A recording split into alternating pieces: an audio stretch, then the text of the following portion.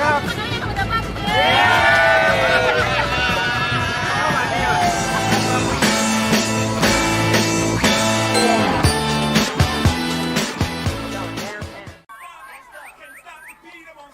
nanti penanya terbaiknya juga akan mendapatkan tumbler dari kita gitu ya. Kemudian nanti akan kita hubungi via Instagram ataupun nomor handphonenya, nanti bisa langsung kami hubungi gitu.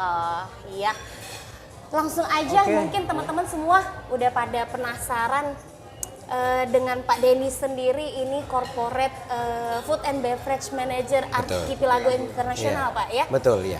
Kenapa sih Pak memilih apa sih yang menurut Bapak menarik dari bidang food and beverage ini, dan kenapa menurut Bapak kayaknya aku karirnya di sini aja deh gitu? Mungkin bisa dikasih sedikit. Baik Eka ya, jadi mungkin seperti kebanyakan rekan-rekan kita semua ya, mungkin Eka juga ya, mungkin Pak Yunus juga.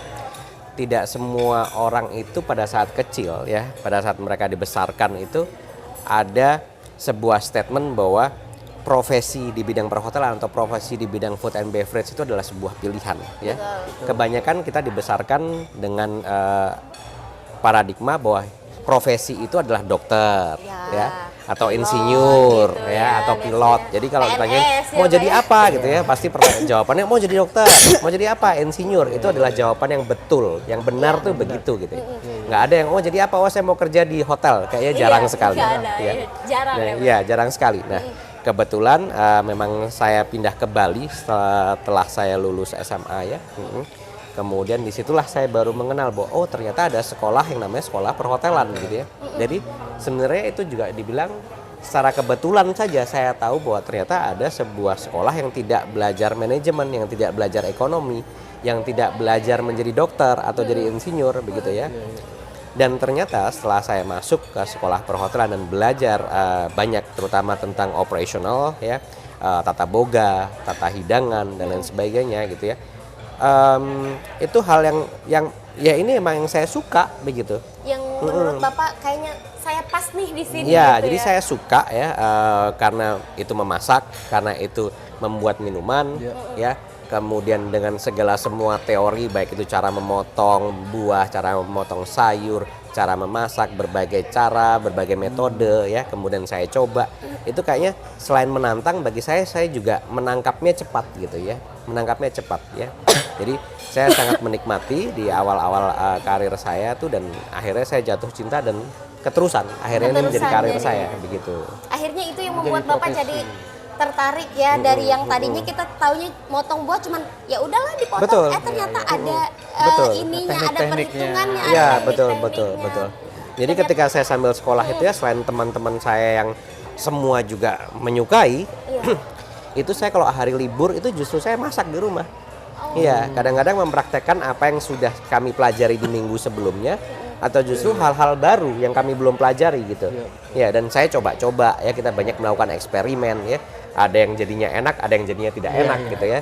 Dan itu sangat menarik pada saat itu, yang membuat saya ya seperti saya bilang semakin jatuh cinta dengan dunia perhotelan dan food and beverage terutama. Luar biasa. Terus kalau menurut Bapak itu kompetensi utama yang untuk kita menggeluti dunia F&B itu di dunia perhotelan itu, kompetensinya itu apa sih sebetulnya? Baik, kompetensi untuk bekerja di food and beverage tentu saja kita harus punya knowledge yang cukup tentang food and beverage, tentang makanan minuman ya, dan skill ya.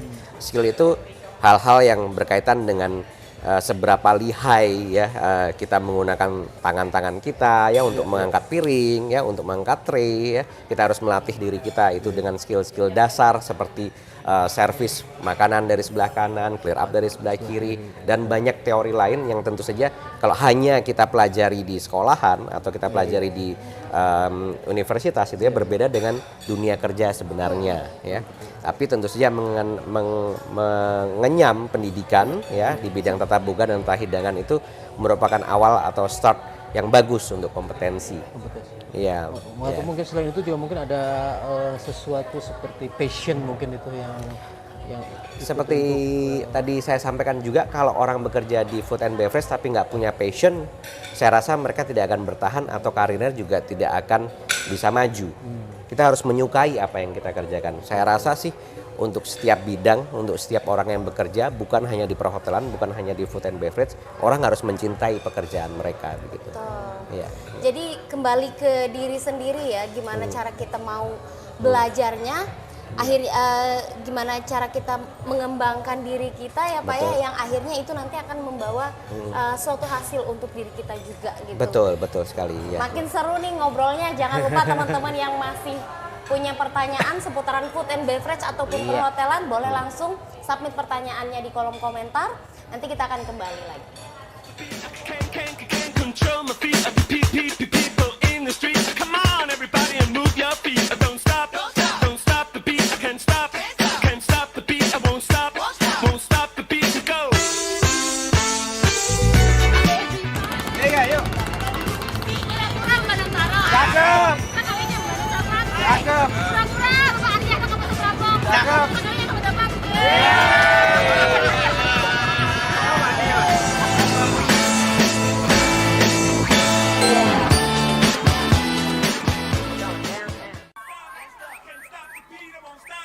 Won't stop the beat and go.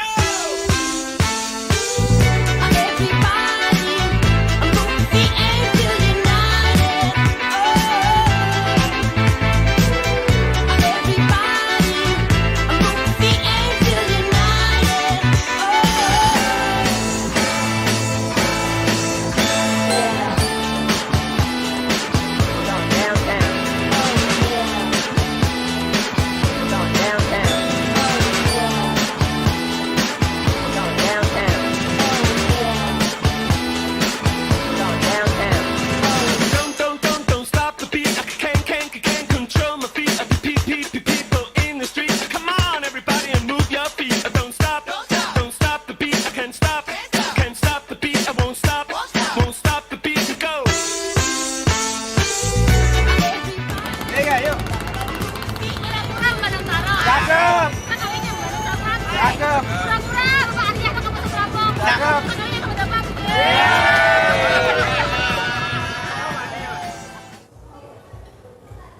Ya, kembali lagi Kembali lagi di Hotcast Hotelier Podcast. Hotelier Podcast. Ya, tentunya masih bersama dengan Bapak Deddy Wasana. Terima kasih. Dan juga buat teman-teman yang tadi sudah saya informasikan, bagi yang masih penasaran atau masih ada pertanyaan yang belum terjawab dari obrolan-obrolan kita nanti, boleh langsung submit pertanyaannya di kolom komentar karena Ada kita tumbler punya tumbler cantik. cantik ya dari Aston Banua untuk 2 orang penanya terbaik. Oke, balik lagi sama Bapak charming kita. Bapak yang Wow. Oke Pak, tentang dunia food and beverage nih Pak. Gimana sih Pak cara untuk tetap mengembangkan diri, uji, maksud saya mengasah keterampilan di bidang ini Pak? Ada tips-tips khusus nggak Pak untuk di bidang ini sendiri? Ya, kalau saya bercermin ya sama teman-teman saya atau rekan-rekan lain, begitu juga dengan diri saya sendiri, itu memang kita harus rajin-rajin untuk ikut training sih ya. Baik itu training kalau kita bisa bilang yang mandatori, yang dari hotel tempat kita bekerja atau perusahaan kita bekerja, maupun training yang di luar itu ya. Jadi kita harus rajin-rajin kalau memang ada sebuah keahlian khusus atau certification yang kita perlukan dalam dunia kerja ini ya. Kalaupun itu berbayar misalnya ya, ataupun itu misalnya gratis misalnya ya, itu kita harus luangkan waktu. Kita harus luangkan waktu untuk mengikuti training tersebut ya. Ada yang online kalau zaman sekarang banyak ya. Mungkin zaman saya dulu lebih banyak offline, kita harus datang, kita harus pergi ke tempat tersebut, kita spend 1-2 hari untuk sebuah certification ya. Ya memang itu kita perlu pengetahuan itu, skill tersebut ya, bukan hanya perlu piagam atau perlu ijazahnya saja, tapi nanti pasti akan berguna dalam operasional kita sehari-hari. Begitu ya. Contoh saya ada satu certification ya yang saya ambil ketika saya masih kerja di luar ya. Itu adalah responsible service of alcohol gitu ya. Di tempat saya bekerja pada saat itu ya, kita tidak bisa menyajikan minuman beralkohol di bar ya kalau kita tidak punya sertifikat itu gitu. Jadi saya nggak bisa pindah ke bar, saya nggak bisa kerja sebagai waiter waitress yang menyajikan minuman beralkohol kalau saya nggak punya sertifikat tersebut, namanya RSE. Ya. Nah jadi saya pertama kali ya inginnya punya sertifikat itu agar saya bisa menjadi waiter waitress di bar, jadi waiter ya. Jadi supaya lebih leluasa juga Sebelum Pak luasa. ya. Tapi ternyata setelah saya mengambil sertifikat tersebut, saya baru tahu, oh ternyata ada hitungannya, ya, bahwa orang mulai kehilangan kesadaran, menjatuhkan kunci, nggak bisa ngambil, atau dia tersandung karpet, itu adalah sebuah tanda-tanda dia sudah mulai intoxicated atau misalnya sudah mulai tidak bisa kontrol, ya. Kemudian kalau kita cek itu ada standar yang namanya blood alcohol circulation atau BAC, dan orang rata-rata 0,05 BAC dari berat badan tubuhnya itu mulai berpengaruh ke koordinasi otak, koordinasi gerakan, lain sebagainya. Saya nggak tahu hal itu kalau saya tidak mengambil certification gitu. Jadi banyak ya, kemudian disusul dengan bagaimana saya belajar cost, bagaimana saya belajar tentang marketing atau revenue management, kemudian banyak sertifikasi lain yang berhubungan sama safety, kegiatan kita di kitchen, kegiatan preparation kita yang berhubungan sama hygiene and sanitation, HACCP dan lain sebagainya. Dan itu berguna nanti pada saat kita semakin tinggi posisinya, kita bisa kasih training juga ke rekan-rekan kita yang mungkin belum tahu, ya, dan kemudian kita bisa menerapkan sebuah standar yang layak dan tinggi dalam sebuah bisnis kita atau food and beverage di hotel. Ternyata memang jadi seorang food and beverage di hotel itu nggak semudah yang kita kira juga ya. Kita kan taunya food and beverage makanan dan minuman, iya minuman ada yang mocktail, ada yang koktail, cuman kayak gitu-gitu aja. Ternyata dia juga ada sekolahnya, dan bahkan kalau yang tadi Bapak bilang untuk menjadi seorang waiter waitress atau orang bar di bagian minuman yang beralkohol itu juga ada pelatihannya. Saya baru tahu loh, kalau nggak ngobrol sama Pak Deddy saya nggak tahu. Kita selama ini taunya Mabora aja ya, Mabora aja ya. Mabok gitu aja ya. Iya. Ternyata itu ada ilmunya semuanya. Iya. Tapi harus diperhatikan juga etikanya ya. Kalau udah mabora kan etikanya hilang. Iya, udah. Apa itu etika gitu? Untuk misalnya untuk masalah etika ini Pak, seberapa penting sih etika dalam dunia F&B itu, khususnya F&B di perhotelan ya? Seberapa penting untuk pengembangan karir ini? Ya, menurut saya sih sangat penting ya. Menurut saya sangat penting ya. Ya, terima kasih, silahkan. Terima kasih. Jadi etika bekerja kita sebagai tenaga profesional ya di perhotelan maupun di food and beverage tentu saja berbeda ya dengan mungkin tenaga kerja lain ya. Karena saya yakin ya di hotel, orang masuk hotel tuh ada ekspektasi, ada harapan bahwa waiter waitressnya ya harus tahu tentang bagaimana menyajikan minuman misalnya ya. Mereka ada harapan bahwa groomingnya bagus ya, bagaimana cara berpakaian ya, kemudian personal hygiene-nya juga harus bagus. Jadi etika itu macam-macam ya, sangat luas kita bicaranya. Contoh misalnya kita datang kerja tepat waktu, itu sudah sebuah etika kerja, ya kan? Kemudian sebuah etika kerja juga adalah bagaimana kita menyampaikan atau berbicara, berkomunikasi sama bawahan kita misalnya ya. Kalau misalnya kita menemukan sesuatu yang tidak sesuai, kemudian kita harus menaikkan nada bicara kita ya, atau kita menjadi emosional ya, saya rasa itu bukan sikap profesional ya. Jadi kita harus bisa menyampaikan apa yang ingin kita koreksi, apa yang menurut kita salah ya, dengan bahasa yang profesional, dengan bahasa yang tetap bisa diterima oleh orang lain ya, tidak menyinggung tetapi tujuannya kena misalnya ya. Begitu juga dengan banyak orang mungkin bekerja di bar berhubungan sama alkohol ya. Tapi dia juga harus jaga diri dia supaya tidak akhirnya terjebak dengan minum minuman beralkohol, karena di depannya dia ada bir, depannya dia ada spirit liquor. Berat sekali itu tantangannya. Nah, itu yang kita sebut menahan diri betul. gitu ya. Itu yang kita sebut sebagai profesional. Iya, betul. Saya seorang profesional bartender, saya berhadapan sama ada vodka di depan saya, ada rum di depan saya, lain sebagainya. Tapi ya jangan nyuri-nyuri kemudian kita minum di tengah kita bekerja, ya. Tidak boleh ya, karena dalam bekerja gitu kita harus dengan kesadaran penuh ya Pak ya. Iya betul ya.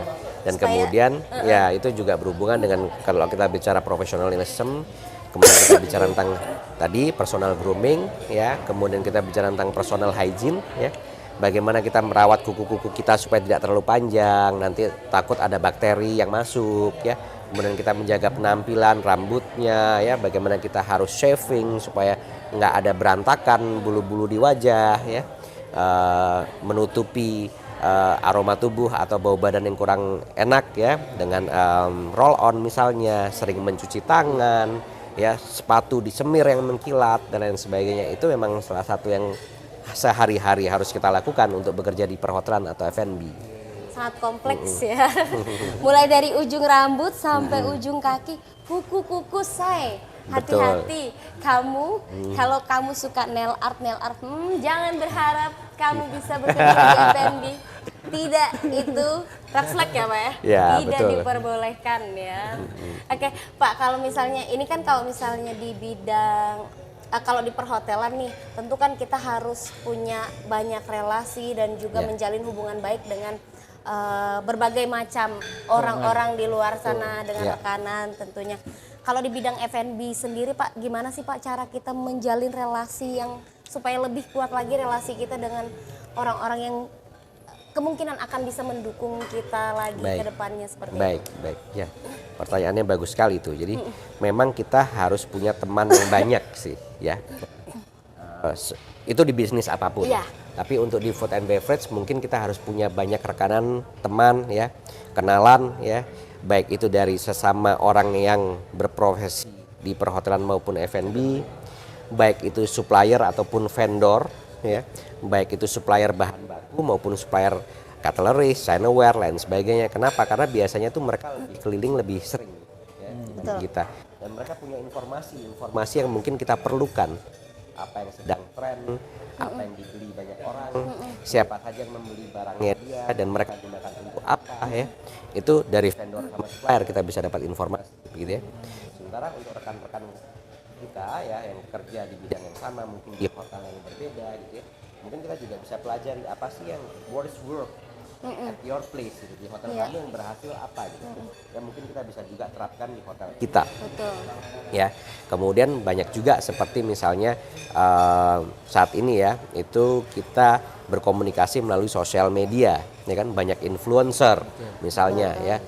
Itu kita kalau punya kenalan mereka ya, kemudian mereka sering datang ke tempat kita ya, kita juga tahu apa sih yang menarik bagi orang di luar sana, apa sih yang sedang disukai gitu ya. Itu membuat kita menjadi nanti lebih inovatif ya, lebih mengikuti tren, mungkin menciptakan hal-hal baru yang belum ada di kota atau di daerah tersebut gitu ya. Itu mungkin kita bisa dapat informasi dari influencer atau KOL itu tadi.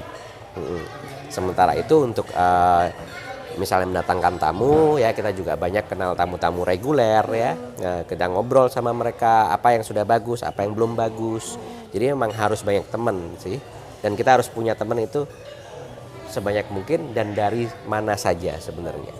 Jadi menjalin hubungan baiknya itu bukan cuman yang kayak kita lihat dari kasat mata kan, kayaknya menjalin hubungan baik itu cuman dengan rekanan bisnis, dengan tamu-tamu atau instansi-instansi, tapi juga bahkan sampai ke supplier ataupun vendor-vendor yang Betul. juga mensupport kita selama ini. Dari Betul, sana kita betul. bisa lebih banyak tahu lagi informasi-informasi terbaru gitu ya. Betul. Ya, Wah, keren sekali nih. Semakin menarik. Semakin asik. Dari sini sudah mungkin ada terpikirkan pertanyaan-pertanyaan. Tumbler sudah menantimu, say ya. Jangan lupa tetap sama kami akan kembali lagi. I can't stop the beat, I won't stop the beat to go.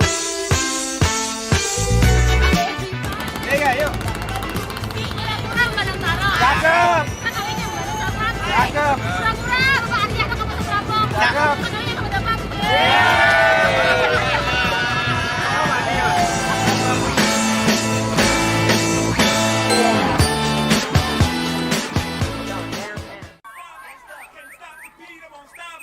Won't stop the beat and go.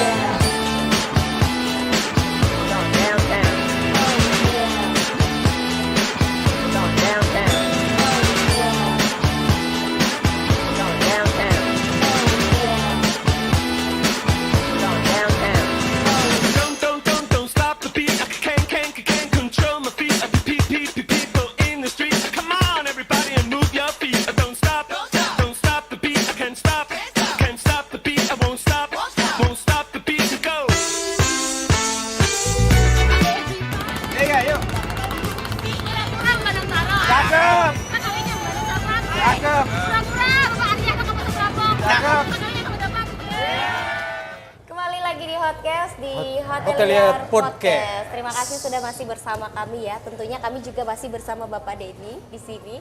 Semakin seru obrolan sambil ngeteh dan minum-minum manja, cemil-cemil, semakin asik kita mengobrol pastinya ya. Oke Bapak, kalau di dunia F&B sendiri nih Pak, kira-kira tantangan atau tekanan apa aja sih yang menurut Bapak paling berasa banget nih di bidang ini? Kemudian ada strategi-strategi nggak sih Pak untuk menghadapi itu Pak? Baik, terima kasih ya. Jadi menurut saya sih di bidang food and beverage atau perhotelan ya, tantangannya tuh banyak ya, macam-macam pertanyaannya. Tapi tentu saja tantangan paling mendasar adalah bagaimana kita menghasilkan profitability ya, bagaimana kita menghasilkan keuntungan. Karena juga namanya adalah sebuah usaha. Ada modal, ya kan? Iya. Kemudian modal tersebut kita olah supaya ada hasil profit. Ya. Betul. Untuk menghasilkan ke situ banyak nih ya, baik secara operasional ya, baik secara finansial, baik secara marketing dan lain sebagainya. Contoh tantangan operasional misalnya bahwa sumber daya manusia yang kita miliki mungkin belum mumpuni atau belum mencapai taraf yang kita inginkan. Nah, itu kita harus banyak-banyak lakukan training ke mereka ya, kita review ya, kemudian kita observe yang kurang apa ya, kemudian kita beritahu mereka ya dengan baik-baik bahwa memang harusnya standarnya seperti ini, di situ ada SOP, di situ ada prosedur ya. Kemudian ada juga kok kayaknya produk kita tidak konsisten, sama itu juga harus kita review ya, kita harus kasih training. Kita harus coba makanan atau minuman tersebut sesering mungkin supaya akhirnya konsisten. Ya. Kemudian bagaimana dengan market, kok makanan sudah enak, orang yang kerja sudah jagoan semua, tapi tamunya nggak ada gitu ya. Nah, mungkin ya itu dari sisi marketing, mungkin dari sisi bagaimana kita promote atau promosikan makanan-makanan atau minuman kita ya. Nah, semua tantangan itu pasti ada ya, cuman kita harus melihat dari sisi positif bahwa memang tidak semua usaha kita itu pasti akan berjalan mulus selalu. Pastilah ada tantangan yang kita sebut sebagai challenge gitu ya. Jadi kita nggak bilang bahwa itu issue atau problem, tapi kita bilangnya challenge ya kan. Challenge itu artinya kita ditantang. Ya, ditantang untuk mengatasi hal tersebut. Saya yakin dengan berlalunya waktu, semakin banyak pengalaman ya, tanya sama orang, buka telinga ya, itu kita pasti menemukan jawaban yang tepat untuk setiap tantangan kita gitu. Jadi setiap tantangan memang ada strateginya masing-masing Pak ya, Betul, tergantung betul. nanti Iya. bagaimana lagi Iya. kita menyikapinya dan Betul. men-challenge diri kita Iya. untuk setiap challenge. Jadi harus tetap positif, Iya, tetap positif ya, jangan frustasi, jangan kemudian aduh saya nggak bisa nih, kayaknya Aduh, saya nyerah, nggak Kalau boleh. Kalau zaman sekarang kayaknya aduh nggak bisa nih, mental health saya kena kayak Ah, gitu ya. iya, Mental health saya nggak Kalau udah itu generasi strawberry. Strawberry ya seperti itu. Jadi kalau Iya, misalnya iya. untuk menjawab tantangan itu gimana cara Bapak memotivasi diri terhadap menghadapi tantangan-tantangan atau tekanan tersebut? Baik, kita bekerja ya, kita bekerja sama orang atau sama perusahaan begitu ya. Nah, memotivasi diri sendiri itu adalah keinginan untuk selalu berkembang sih kalau menurut saya ya. Berkembang itu either karir ya, karir naik posisi dari asisten manajer ke manajer, dari manajer ke asisten direktur misalnya ya, atau esensi dari bekerja itu sendiri juga mendapatkan upah kan. Betul. Upahnya juga harus naik, itu motivasinya saya sebenarnya ya. Jadi yang menginspirasi saya, memotivasi saya itu sebenarnya adalah bagaimana saya bisa memberikan support terhadap family, terhadap keluarga saya ya, istri, anak-anak lain sebagainya, mendapatkan kehidupan yang layak, yang berkecukupan, pendidikan yang baik ya, rumah tinggal yang baik. Itu yang sebenarnya di belakang saya membuat saya selalu ingin untuk oke, saya harus lebih lagi nih, saya harus lebih maju ya, posisinya lebih tinggi, mungkin gaji yang lebih besar lain sebagainya. Jadi saya rasa family is a very Biasanya di balik lelaki hebat pasti ada. waduh. Secara fundamental. sungguh ini biasanya memang sering ya terdengar kata-kata itu, di balik lelaki hebat pasti ada wanita kuat di belakangnya. Tapi di balik wanita kuat ada siapa ya? Ada lelaki hebat. Ada lelaki hebat, betul juga. Oke, kemudian Pak, kan sekarang nih udah zaman udah mulai berkembang, tren, inovasi segala Iya. macam. Iya. Menurut Bapak perkembangan di industri F&B sendiri sekarang ini gimana sih Pak, dan gimana cara kita agar supaya tetap up to date gitu dengan tren yang ada sekarang kayak gitu Pak? Gimana Pak menurut Bapak Pak? Menurut saya sih ya, kita bergerak di F&B dan F&B itu sangat dynamic ya. Betul. Kita meng-compare diri kita sendiri sebagai restoran yang ada di hotel dengan restoran-restoran yang independen di luar sana ya. Dan biasanya restoran independen itu inovasi atau produk-produknya juga lebih cepat berganti dibanding yang di hotel ya. Jadi kita itu sebagai seorang yang bekerja di bidang pariwisata, perhotelan dan juga food and beverage itu harus sering makan di luar kalau saya bilang. Harus sering makan di luar ya. Kita coba makanannya, kemudian kita analisa kalau emang itu kita bisa buat lebih baik, kita bisa coba ya, artinya ditiru ya. Tapi bukan cuma ditiru sama ya, ditiru harus lebih baik ya. Atau ya kita emang mencari inspirasi baru ya, banyak misalnya melihat boleh dibilang mungkin sosial media, Instagram ya, Facebook ya, YouTube dan sebagainya. Karena di luar sana ya, bukan hanya di Indonesia, bukan hanya di kota Banjarmasin begitu ya, tapi kita bisa lihat oh sedang tren apa sih di US ya, sedang tren apa sih misalnya di Hong Kong, misalnya Korean ya, Japanese ya, masih banyak itu yang kita bisa menginspirasi gitu ya. Bisa kita substitute, artinya barangnya kalau nggak ada kita ganti sama barang lokal yang mungkin menjadi sebuah produk baru unggulan ya kan, atau ya benar-benar kita tiru, cuman kita harus lebih baik. Jadi definisi makan di luar itu ya saudara-saudaraku bukan hanya sekedar boros ya saya ya, Betul. tapi juga menganalisa. Bagi Pak Iya, Denny iya. itu sebuah analisa apa nih yang bisa saya lakukan dengan makanan ini. Iya. Tapi kalau saya tidak sadar, memang keinginan konsumtif saya aja. Iya. Oke, Iya. sudah ada beberapa pertanyaan juga yang sudah masuk di Instagram. Baik, Tentunya nanti akan kita bacakan juga sambil kita ngopi-ngopi lagi, nyemil-nyemil santai. Tetap bersama kami akan kembali.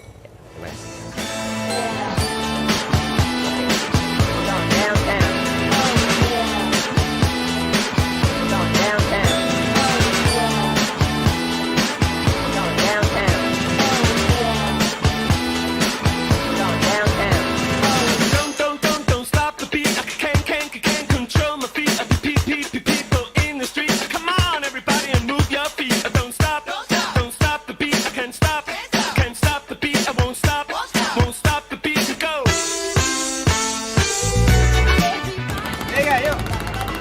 Kurang-kurang Bandung Taro. Cakep. Kakaknya Bandung dapat. Cakep. Pura-pura Bapak Arya ke Kabupaten Serapong. Cakep. Kakaknya kamu dapat.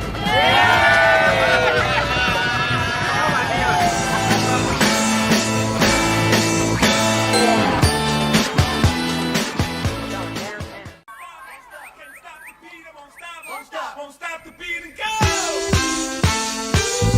Everybody, move feet until united. Everybody, move feet until united.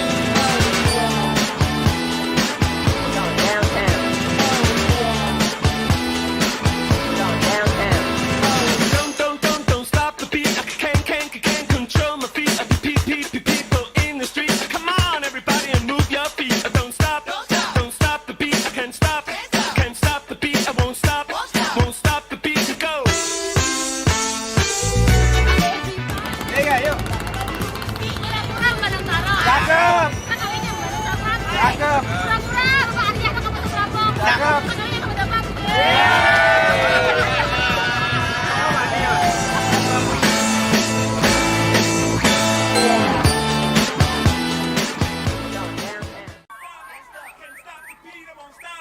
Won't stop the beat and go.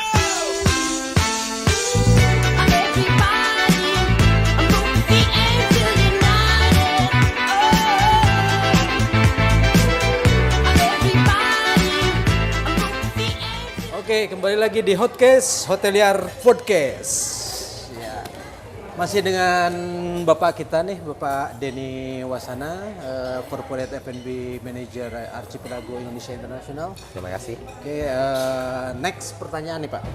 Ya, jadi apa sih yang menjadi kunci keberhasilan Bapak bergelut di bidang F&B khususnya di perhotelan ini, dan kira-kira itu apakah ada filosofi kerja yang Bapak pegang teguh selama berkarir di dunia ini?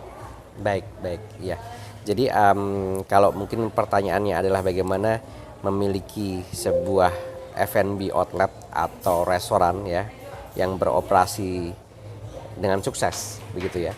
Itu saya bilang tidak ada jawaban 100% yang bakal menggaransi bahwa outlet Anda atau restoran Anda akan berhasil ya. Tapi tentu saja ada kiat-kiat yang kita harus coba ya. Karena kombinasinya akan macam-macam ya. Yang pertama mungkin kita harus punya produk unggulan atau kita sebut sebagai unit selling point ya. Unique selling point itu adalah produk yang kita punya ya, yang orang lain nggak punya, atau produk yang kita punya dan punya kita lebih baik dari orang lain. Ya. Bisa jadi kalau kita lihat misalnya ya, di luar sana kalau kita pingin, saya pingin makan soto Banjar gitu ya, kita pasti pergi ke warung A gitu. Kenapa kok kita nggak pergi ke warung B atau C? Ya karena mungkin lidah kita lebih cocok sama makanan soto Banjar di warung A tersebut. Itu yang disebut sebagai produk. Kemudian selain itu juga ada komponen lain seperti misalnya selling price atau harga jual. Ya, harga jual belum tentu tadi yang laku tadi itu harganya lebih murah. Bisa jadi yang laku tadi yang kita selalu pergi ke sana harganya lebih mahal daripada soto Banjar di dekat rumah kita gitu. Ya, tapi kita tetap aja pergi ke sana gitu ya. Jadi kita harus menetapkan strategi penjualan dalam arti ini selling price ya yang sesuai. Kemudian satu lagi ya mungkin adalah marketing and promotion yang dilakukan ya. Banyak perusahaan-perusahaan sekarang ya yang mendunia dan besar ya, mereka spending cukup banyak untuk marketing dan untuk mempromosikan barang mereka begitu ya, dibanding mungkin harga pokok penjualan atau food and beverage cost sendiri. Jadi mereka lebih banyak porsinya ke marketing supaya orang tahu brand tersebut, supaya orang datang coba dan akhirnya akan kembali terus begitu.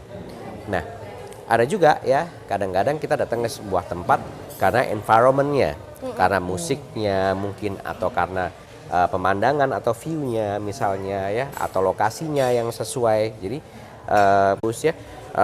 Kemudian kita datang ke sana karena memang cozy tempatnya ya, entertainment-nya karena mungkin ada band ya, kemudian mungkin selain itu lokasinya, parkirnya nggak susah ya, dekat sama kantor. Itu sebuah pertimbangan-pertimbangan lain ketika kita memilih sebuah restoran atau kafe maupun hotel tempat kita akan datang begitu.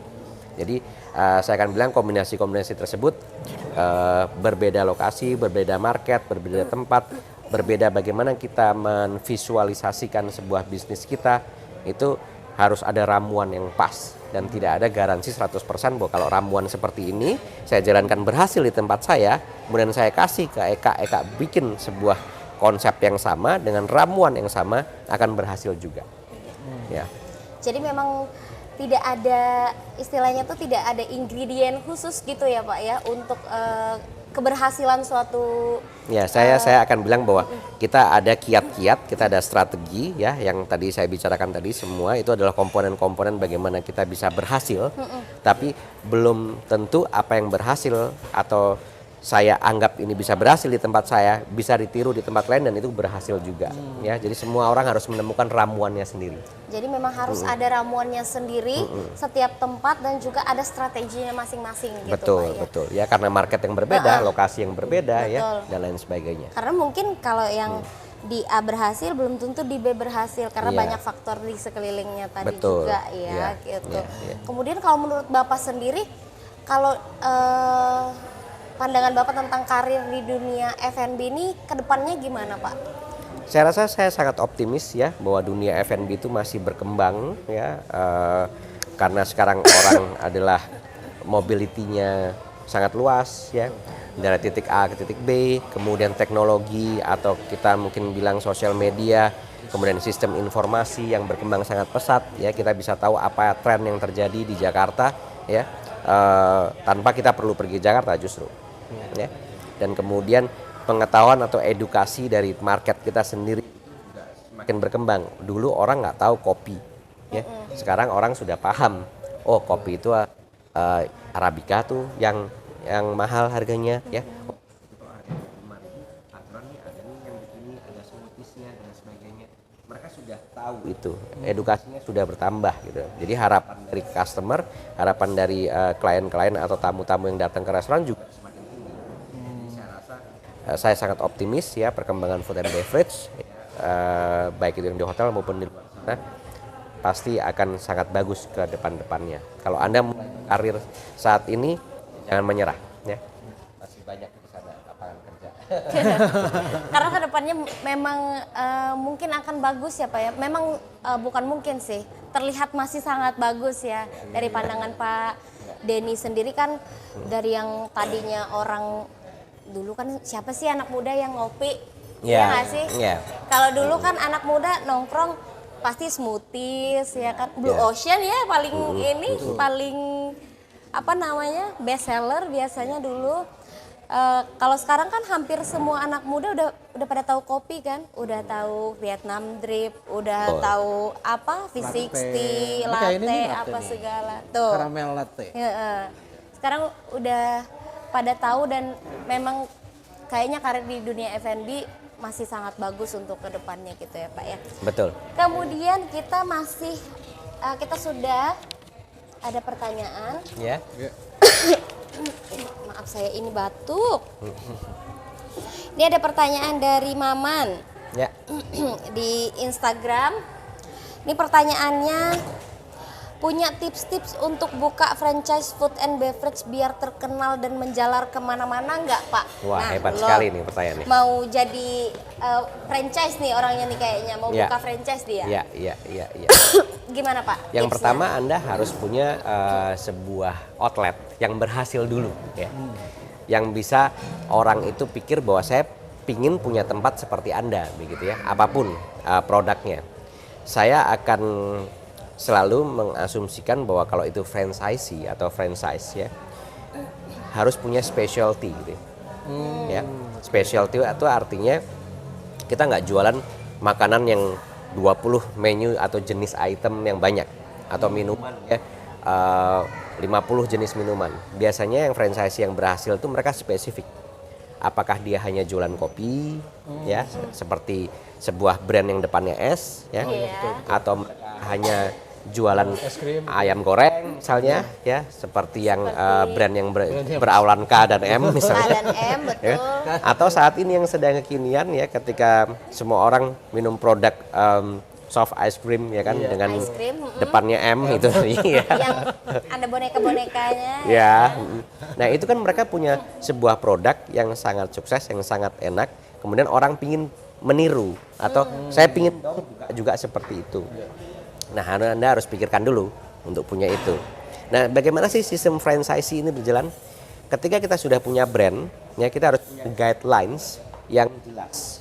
Guidelines yang jelas itu adalah resipinya kita, ya, yang bisa diikuti oleh semua orang.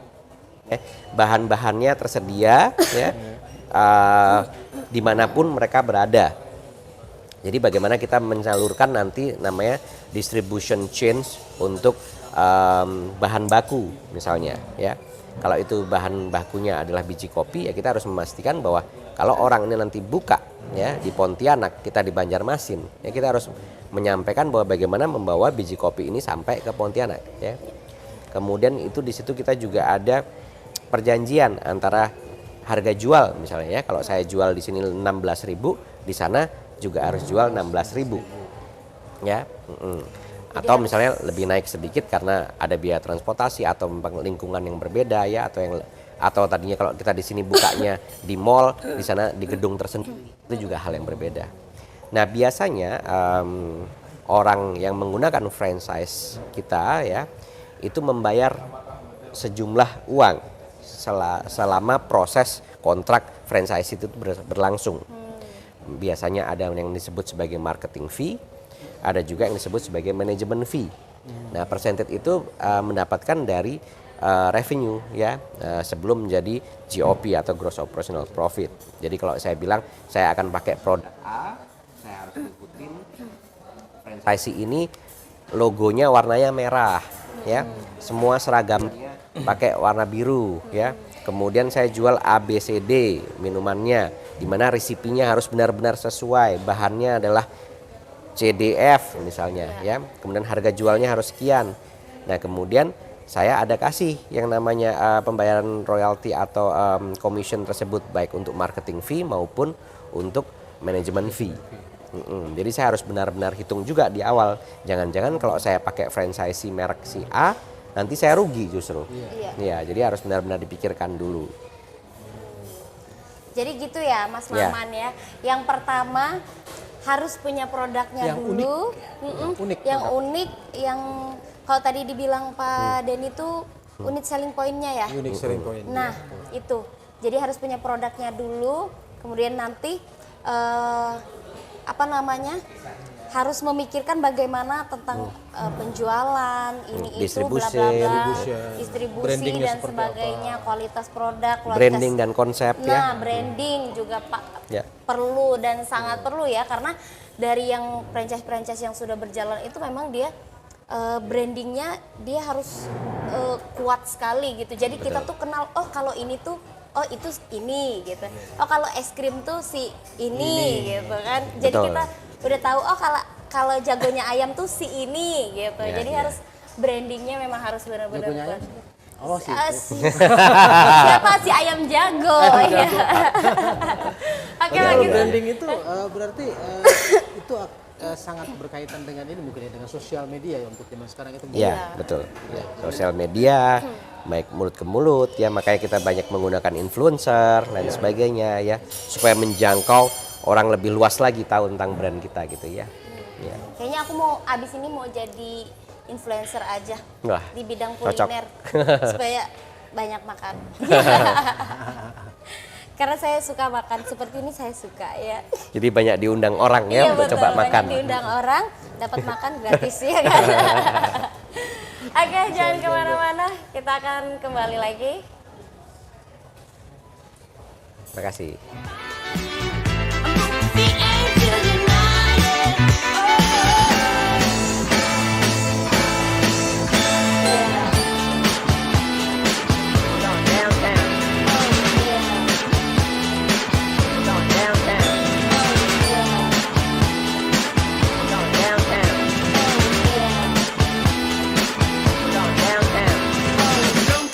Don't stop the beat. I can't control my feet. People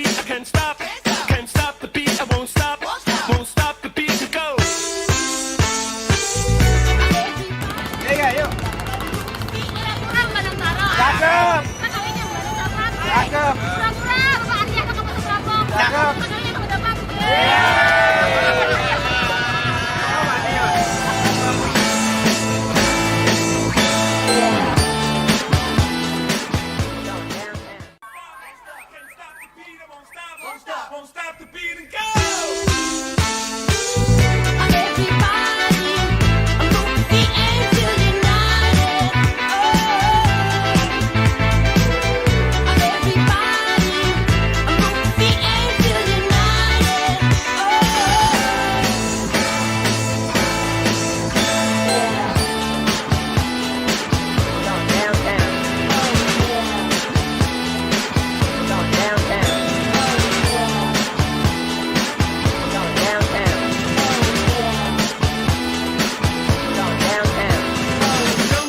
Don't stop the beat. I can't control my feet.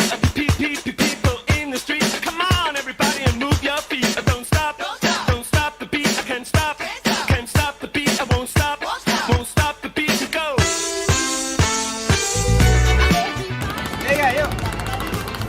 Kurang Bandang Taro. Cakep. Kakaknya Bandung Dapat. Cakep. Pura-pura Bapak Arya ke Kabupaten Serapong. Cakep. Kakaknya kamu dapat.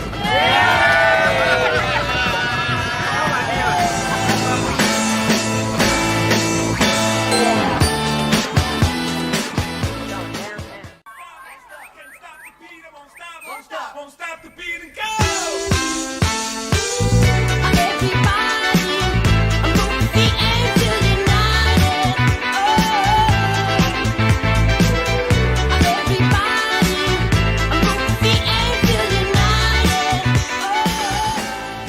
Oke, kembali lagi di podcast. Hotelier Podcast. Tentunya masih bersama Bapak kesayangan kita, Bapak Denny Terima kasih. Wasara. Ya. Nggak kerasa ya, kita udah masuk segmen terakhir nih. Udah hampir 1 jam ya, ini kita ngobrol-ngobrol di sini. Kayaknya Nggak kurang. kerasa sama sekali Masih ya. iya, Eka. kurang Ini. kayaknya masih kurang, harus lebih banyak lagi nih nanti ngobrolnya. Nanti di Oke. episode selanjutnya. Iya, Bapak datang lagi Banjarmasin Pak ya? Waduh, Nah, ini nih, ya. ditagih nih nanti ya, langsung dikirimin tiket. Ya. Oke, tadi kita sudah dapat satu penanya terbaik dari Instagram. Tadi Mas Maman selamat mendapatkan satu buah tumbler cantik dari Aston Banua. Dan sekarang kita mau baca ada beberapa pertanyaan juga di YouTube ya. Di YouTube ini sebentar. Ini sudah ada beberapa pertanyaan. Sebentar. Mana tadi ya? Nah, ini ada pertanyaan juga dari Mas apa nih, kreatif. Pertanyaannya, apakah perlu untuk sertifikat hygiene and sanitasi untuk di bidang F&B? Kurang lebih seperti itu pertanyaannya. Kurang lebih seperti itu pertanyaannya. Ya. Baik. Gimana menurut Bapak? Menurut nih, saya Pak? sangat penting sekali ya. Kita sebagai seorang tenaga kerja Ya. di bidang food and beverage ya, memang harus memiliki sertifikasi yang membuktikan bahwa kita sudah belajar dan memperoleh training ya di bidang keselamatan kerja atau hygiene dan sanitasi. Kenapa sih gitu ya? Kenapa? Karena yang kita lakukan sehari-hari secara operasional dan apa yang kita persiapkan ini adalah makanan dan minuman yang akan masuk ke tubuh dari Iya. para pelanggan kita, dari para customer, tamu ya, dan orang-orang yang memesan makanan atau minuman di tempat kita. Kalau ini tidak bersih, kemudian tidak hygiene, artinya mengandung mikroorganisme ya, banyak mikroorganisme itu ya, macam-macam yang jahat ketika masuk ke dalam tubuh akan terjadi mohon maaf ya, mungkin sakit perut ya, buang air ya, kemudian juga menyebabkan demam, menyebabkan batuk pilek dan lain sebagainya ya, atau yang paling parah kita sebut sebagai keracunan makanan ya. Jadi proses keracunan makanan atau food poisoning itu adalah hal yang sangat kita hindari ya, karena kalau sampai ada orang makan di tempat kita kemudian dia bilang saya food poisoning ya, dan kemudian orang-orang di luar sana yang sudah menjadi pelanggan kita maupun yang belum tahu kalau ada tamu yang food poisoning, bisnis kita akan turun dengan drastis. Ya, orang nggak datang lagi, karena orang akan bilang bahwa kalau saya datang makan di restoran A ya, itu tidak sehat ya, Iya. orang bisa sakit perut, makanan yang disajikan basi, makanan yang disajikan membuat orang sakit ya, akhirnya bisnis kita akan menurun, reputasi kita turun, ya, dan akhirnya kita akan kehilangan bisnis kita. Jadi menurut saya ini merupakan hal yang sangat penting, ya, untuk menjaga bahwa makanan kita harus selalu disajikan dengan fresh, sehat, ya, terhindar dari bakteri, kuman, dan virus. Apalagi Begitu. mungkin sekarang ya karena kan kemarin kita ada pandemi yang Iya. berkepanjangan gitu kan, mungkin orang sekarang juga sudah lebih aware lagi. Betul sekali, betul sekali, ya. dengan health-nya mereka. Gitu. Iya, iya. Jadi Jadi memang sangat diperlukan ya. Betul, untuk betul, betul. sertifikasinya sendiri. iya, iya. Kadang-kadang sih hal-hal simpel seperti seberapa sering kita sebagai waiter, waitress, ya, untuk mencuci tangan dengan benar, begitu ya. Jadi saya banyak keliling di unit-unit atau hotel-hotel yang saya kunjungi, ya, untuk mengecek apakah mereka mencuci tangan dengan benar, ya, proses cuci tangannya, kemudian berapa lama penggunaan sabun cuci tangannya. Itu hal yang menurut kita sih sederhana, Iya. tapi itu sangat penting gitu. Betul. Iya. Sederhana, bahkan terkesan sepele, tapi itu pengaruhnya sangat besar sekali Betul, ya. Karena betul. dari seringnya mencuci tangan itu Iya. membuat kita juga kebersihannya terjaga dan menghidangkan makanan ke tamu-tamu kita jadinya lebih baik gitu ya. Betul, Tapi betul. kalau sekarang sih untuk cuci tangan itu sekarang lebih emang sudah semakin banyak orang yang sadar gitu kan. Iya, iya, iya. Iya. Kalau dulu kan mencuci tangan itu kan Ya biasanya orang-orang digini-giniin gede. aja lah Pak, yang dulu ya kan. Tinggal dilap-lap Oh, begini. iya, iya, iya, udah iya. gini. Kalau zaman dulu petinggi ya yang Iya. cuci tangan. Sekarang kita juga sangat senang lihat semua orang banyak bawa tisu basah, ya, bawa hand sanitizer, ya, dan sebagainya. Betul. Sekarang orang-orang kemana-mana semuanya memperhatikan hygiene juga. Betul. Hand sanitizer di tas, Iya, dicantelin, tisu basah. Apalagi di bidang ini memang sangat diperlukan sekali Pak ya Betul, untuk betul. hygiene. Dan itu ya, Ika, mungkin berhubungan juga dengan tren saat ini di mana orang itu menciptakan produk-produk yang lebih healthy, ya, yang Iya. lebih sehat, baik itu secara nutrisi, Iya. kemudian mensupport healthy lifestyle mereka, ya, orang lebih banyak olahraga, bersepeda, kemudian minumannya juga mungkin proteinnya tinggi atau mungkin yang berhubungan sama sayuran dan buah-buahan dengan vitamin-vitamin yang mereka perhitungkan, ya.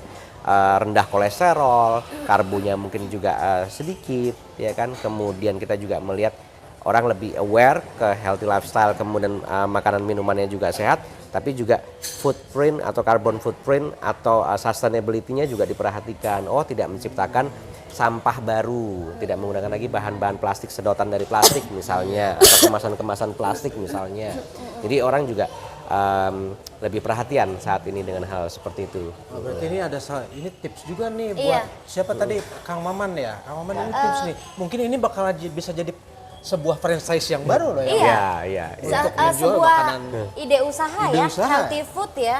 Semakin food. semakin banyak ya sekarang, semakin banyak ngobrol kita semakin dapat dapat pengetahuan baru dan ide-ide baru nih kayaknya. Iya. Semoga terjawab ya tadi pertanyaannya dari Mas siapa tadi tuh ya? Kreatif. Mas Kreatif. Mas Kreatif, Iya, ya. Mas Kreatif tadi semoga terjawab dan tidak terasa kita sudah ada di akhir sesi. Semoga sesi ini banyak memberikan manfaat dan juga banyak memberikan masukan-masukan dan juga pengetahuan buat teman-teman semua yang mendengarkan podcast kita pada hari ini tentunya. Terima kasih Pak Denny Terima kasih sudah banyak, bersama Ika. kami Ya. di sini, sudah Terima kasih meluangkan banyak Pak Yunus, waktunya. ya. Jangan lupa buat teman-teman semua follow dan juga subscribe channel YouTube-nya Aston Banua Hotel Banjarmasin. Tadi untuk pemenang si Mas Kreatif tadi juga selamat mendapatkan satu buah tumbler cantik dari Aston Banua. Yeay. Kita akan kembali lagi di episode-episode berikutnya tentunya juga dengan narasumber dan bintang tamu yang berbeda dan juga pembahasan yang berbeda. Tetap stay tune, follow dan subscribe Aston Banua Banjarmasin. Oke, bye-bye. Terima kasih.